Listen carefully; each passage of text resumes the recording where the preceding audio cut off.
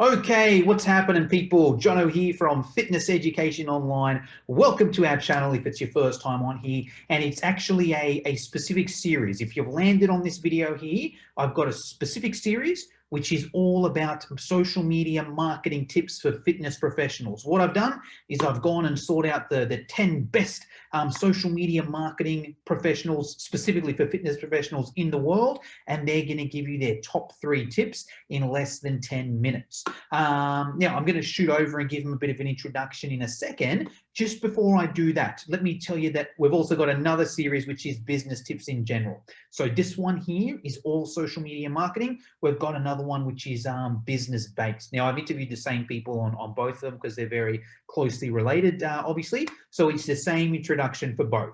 So if you get to the introduction, you're like, well, hold on, haven't I heard this exact same introduction before? Yes, it has. I've just used the same introduction. You could call it, I don't know whether it's lazy on my behalf or it's just smart or time efficient on my behalf. I like to call it smart and time efficient.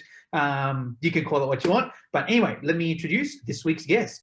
What's happening, people? Jono here from Fitness Education Online. Super excited to bring you the newest episode on how to get clients for your personal training business. This week, we've got Alex Povey, all the way from the UK. He's pretty much known as the best fitness business coach in the UK, or at least up with the top 3 or 4 best of them. So super excited to hear what he's got to say.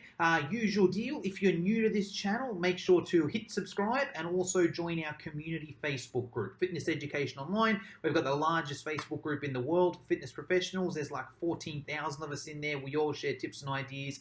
Link down in the description. Anyway, let's get to today's episode. All right, so my top 3 tips on selling fitness or personal training is number 1, remember that the sales process starts way before the call even happens, right? So a lot of people, a lot of coaches, a lot of personal trainers are thinking that all the magic happens on the call, when in fact, a lot of the work to making a sale happen happens way before the call.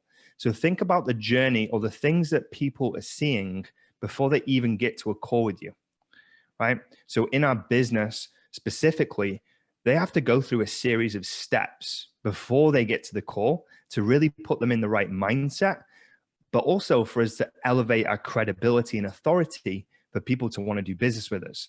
Now, another cool thing about having a pre-sales process is it gives you an opportunity to flatten and overcome objections before they even get to the call. This is huge, right? So everyone's trying to handle objections on a call, when if you've got a good pre-sales sales process, you can handle probably about 80% of objections before you even get to the call. So my first tip is really think about what is the journey that someone's going on before they speak with you, or what are they seeing before they sit down to make a buying decision with you? Are you showing them like case studies, testimonials, results? Are you providing them with value? Are they seeing that you're an authority? Are you getting them to fill out an application that really pre-frames them specifically for the call, and just make sure that you can help them when they do get to the call? So the pre-sales process is a game changer, and what 90% of coaches, personal trainers are not really using to their advantage. And they're spending all this time on the sales process and trying to handle objections and wondering why they're not making sales. So the pre-sales process is so important. Now, another thing when you get to the call, and this is my second tip, is I would be going for depth, not quantity, when it comes to digging for pain.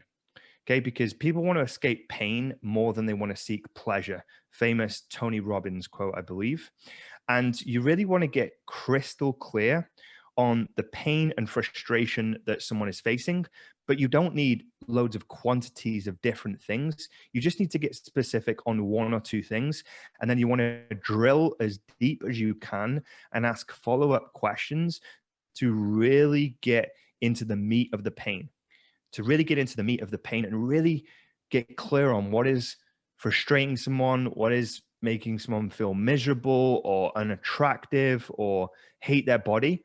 And the more you can uncover that, the more you can bring it to the surface, the more you're going to be able to anchor that to the solution that you provide later on. And it's also then going to affect how they see the price, okay? Because price can be anchored to pain. If the pain is great enough that they want to fix it, then they'll be prepared to pay much more to fix it. And then the investment or the cost or the price, depending on how they see it, is going to be different depending on what pain they experience on the call, right? So always go for depth over quantity. So go for depth over quantity and really drill into the pain and really uncover it, and make sure that you're bringing that back later in a call or in a consultation. And this is what helps people make a decision, because like I said, people want to escape pain more than they want to seek pleasure. This is by no means manipulation. It's helping people make the right decision to fix a problem that they've got. Now, the third one, my third tip, is really showing up in service to whoever you're speaking with. Okay. So there's a lot of bad rep when it comes to sales. You've probably seen The Wolf of Wall Street, or you've seen any of these big blockbuster movies where they're selling things in a sleazy way, or car salesmen. My philosophy and my third tip is really think of sales as you're serving. You're serving whoever's sat in front of you. If you come to the call in service to whoever you're sat in front of, you're going to make really good decisions for them. So you're going to make really good decisions for them. And you're really going to think about what they're saying and think if they're in a position to even make a decision or make a commitment. And you're going to lead them down the path that they should be led. And if they're not a good fit, then you're going to let them know.